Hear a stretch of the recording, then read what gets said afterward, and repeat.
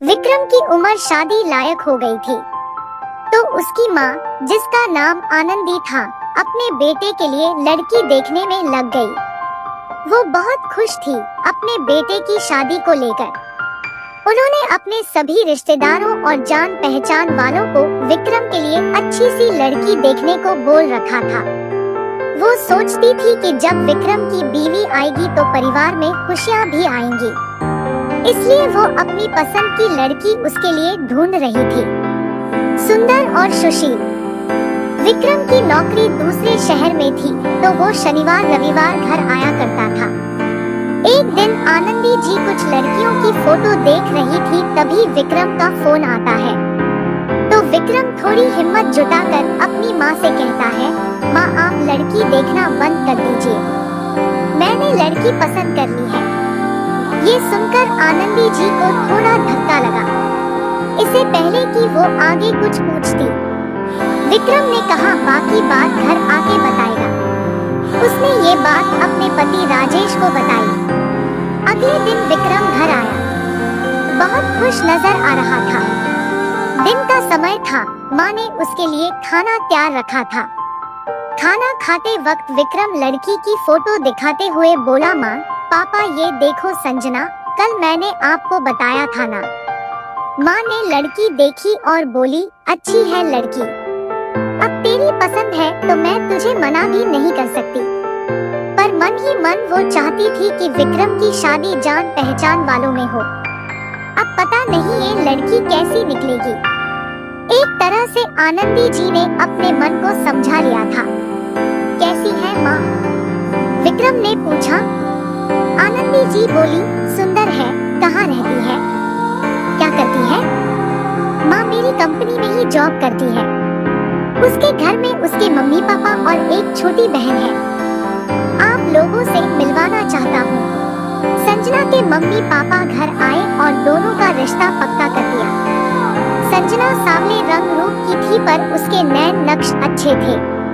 लेकिन फिर भी आनंदी जी को लगा कि अगर मैं ढूंढती तो इससे अच्छी होती।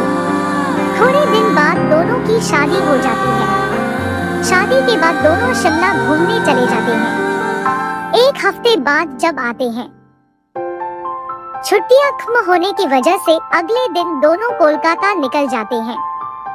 इसलिए आनंदी जी को संजना के साथ ज्यादा समय बिताने का मौका ही नहीं मिला। वो सोचती है कि पता नहीं संजना कैसी है, कहीं मेरे बेटे को मुझसे दूर ना कर दे। उनके मन में यही सवाल चल रहे थे। अगले दिन विक्रम का फोन आया। उसने माँ से बोला कि आप और पापा जी यहाँ आ जाओ, हमें छुट्टी नहीं मिल रही है। बेटे के बहुत कहने पर दोनों पति पत्नी अपने बेटे के पास कोलकाता चले गए। आनंदी जी सोचने लगी, पता नहीं कोई घर पर होगा कि दोनों ऑफिस ना गए हो। घर पहुंची तो देखा संजना दरवाजे पर स्वागत के लिए खड़ी है। ये देख आनंदी जी का मन खुश हो गया। संजना ने दोनों की पसंद का सारा खाना बना के रखा था। संजना का ऐसा रूप देखकर आनंदी जी को बड़ी खुशी हो रही थी। आनंदी जी सोचने लगी कि इतना बिजी होने पर भी संजना उनका छोटी छोटी बातों का ध्यान रख रही है। दूसरे दिन आनंदी जी सुबह रसोई में आ गई और बोली, लाओ मैं खाना बनाती हूँ, तुम तैयार हो जाओ। संजना बोली, नहीं माँ, आप क्यों काम करेंगी, खाना बना दिया है। दोनों को खाना खिलाकर संजना ऑफिस के लिए निकल जाती है। आनंदी जी अपने पति से बोली, आज बेटी होती तो ऐसे ही ध्यान रखती हमारा। अगले दिन ऑफिस से छुट्टी लेकर चारों घूमने निकल गए।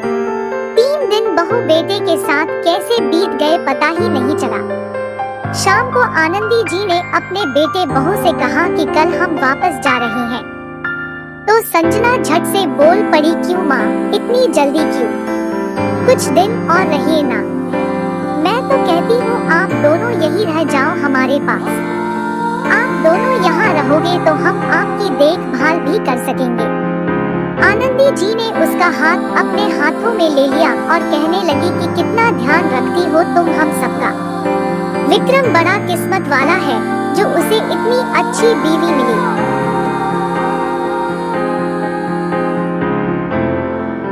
इतनी अच्छी तो मैं भी ढूंढ नहीं पाती।